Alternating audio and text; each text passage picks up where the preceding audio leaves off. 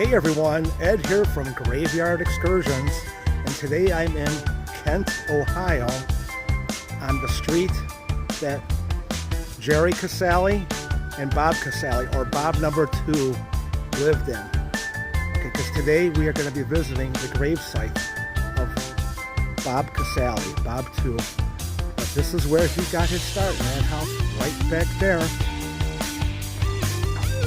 A lot of people don't know it, but Devo got their start in Akron, Ohio, and from 1960 to 1967, Jerry Casale and his brother Bob lived here in this house on Highland Avenue, right here. And it wasn't until 1969 where there was the whole incident, the shooting at Kent State University, where Bob Casale was drawn because of similar interests because of that shooting with Mark Mothersbaugh. And they ended up forming the band Devo. Are we not men? We are Devo. Whip it good. That's where the Casales, Jerry Casale was a big part of the writing for Devo and the theory of de-evolution. And his brother Bob was already had a job as a radiologist, I believe, at the hospital, but he quit his job right away to join the band. And he went on to play the guitar, rhythm guitar, lead guitar, and synthesizers. So, and in 2014, he passed away of a heart attack or heart failure while having a surgery on his stomach. But we're going to take you now to the cemetery where Bob Casale is buried, and it's not far from here. Like, comment, and subscribe to Graveyard Excursions. Okay, we are here at Standing Rock Cemetery here in Kent, looking for the grave of Robert Casale. But in the meantime, check this grave out. Adam G. Molay, U.S. Petty Officer. I hope I'm pronouncing the name correctly. 1987 to 2011. Man, only 24 years old. Jeez. Not even 24. But he's well remembered. Look at the beautiful flowers that he has over here. And he must have been playing the drums, because he's got a drum kit over there on his tombstone. Looks like a very good-looking young man. What a shame. And I was walking around over here, and check this grave out over here. Another musical person, Terry Lee Wright. He was a self-taught bass player also. I was doing some digging on him, and he was in the youth band, and he's a teacher of the bass. And he was married to Carol for many years, 35 years, I believe they were married. And thinking, who is that next door? That's a right next door. Not his wife. His wife is Carol. So he was born in 55. That could be a daughter. I don't know. That's a shame. But we're still looking for Robert Casale, or Bob2, here at Standing Rock Cemetery. And you guys may think I'm crazy, but part of what makes this channel fun for me is looking for the graves that we're trying to find. It's a Sunday when we're here, and the office is closed, so I'm not going to get any help from anyone at the office. So this, as you can see, is a vast cemetery. I got a picture of the grave on Find a Grave. There's another Wright. A lot of Wrights in this area. Okay.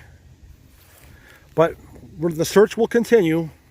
I'll bring you guys back when I either find Bob Casale's grave or another interesting tombstone that I want to share with you guys.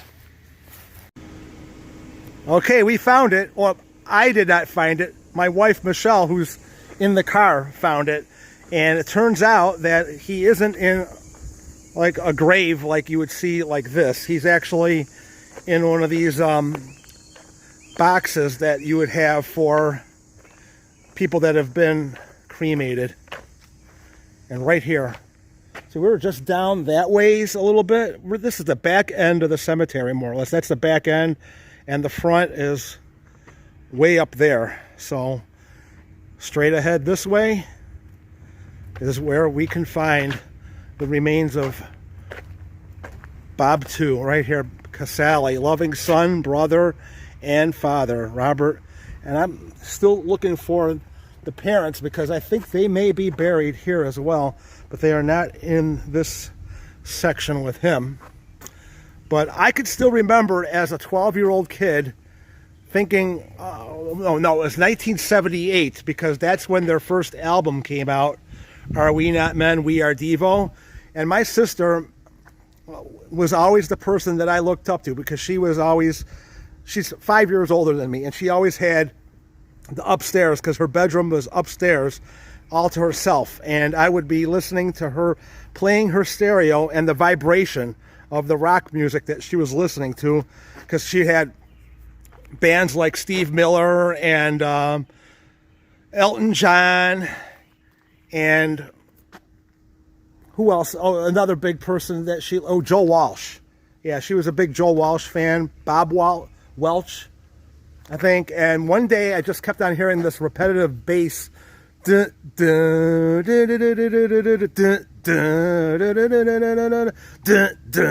I'm like, wow, what is that? And it turned out it was Praying Hands by Devo from their first album.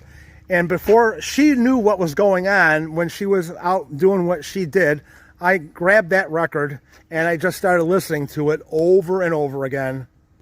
To me, classic tunes like Mongoloid and Gut Feeling, Too Much Paranoia, Hold the Pickles, Hold the Lettuce, Special Orders, Won't Excite Us, All We Ask You That You Let Us Service, Your Way, There's Too Much Paranoia, Too Much Paranoia. Okay, enough.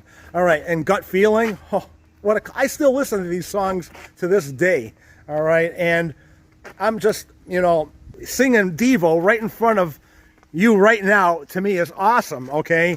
And I just can't, I wish that you were here where I could actually talk to you about what it was like to be on stage in New York playing Gut Feeling for Saturday Night Live. Do you guys remember that when they came on for Saturday Night Live and basically nobody cheered for them because they were kind of, weird. But to me, weird was cool. And if anyone knows me from my other channel, you know that I kind of like a weird kind of person. But, but Devo, to me, was that band that no one liked. And that's why they had to leave Akron and take their act to California because they just felt like they were the square peg in a round hole. They were really taunted and harassed when they tried to play live around here because you remember it was the 70s and there was a lot of music with Devo was outside the loop because there was disco and then there was the rock bands that were trying to make a name for themselves, and Devo they did it their own way. And I can remember an interview I was hearing from Bob Casale where they were just waiting. This is before he obviously died, but he wanted talk. They were talking to Mark Mothersbaugh, who is basically the leader of the band. Without him, they can't do nothing. And he was ready to actually go back on tour because they were still reeling after the loss of Alan Myers. We actually saw Devo play in 2009 at the Jacobs Pavilion, and another place that was in Cleveland, and another place in Pittsburgh that we went to go see. Michelle probably knows the name of where we saw them in Pittsburgh.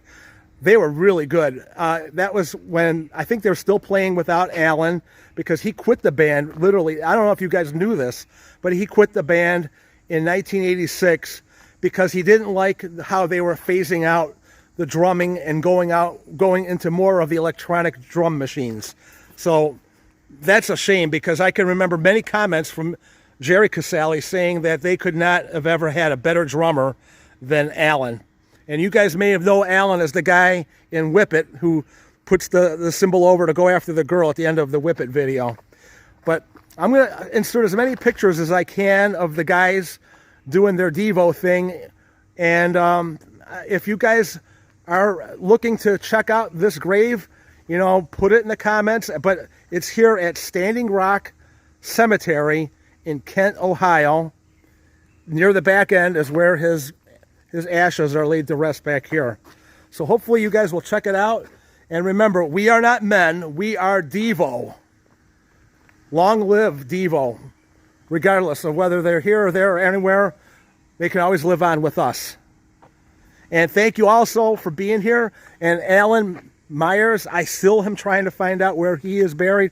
If he's buried anywhere, he may have been, you know, his ashes may have been spread somewhere, who knows. But if you guys know anything about where Alan Myers is buried, put it in the comments and let me know. I want to hear about it, because if I could get to it, you know I'm going to find it. Because I actually have been to Benjamin Orr's grave in St. Patrick's Cemetery, and they were, I think they got inspired by each other, you know. But this was great to finally get over here and check out where Bob2 is at. All right, you guys, stay safe. I'll see you guys in the next Graveyard Excursions video. Until next time, stay safe, everyone. Bye-bye.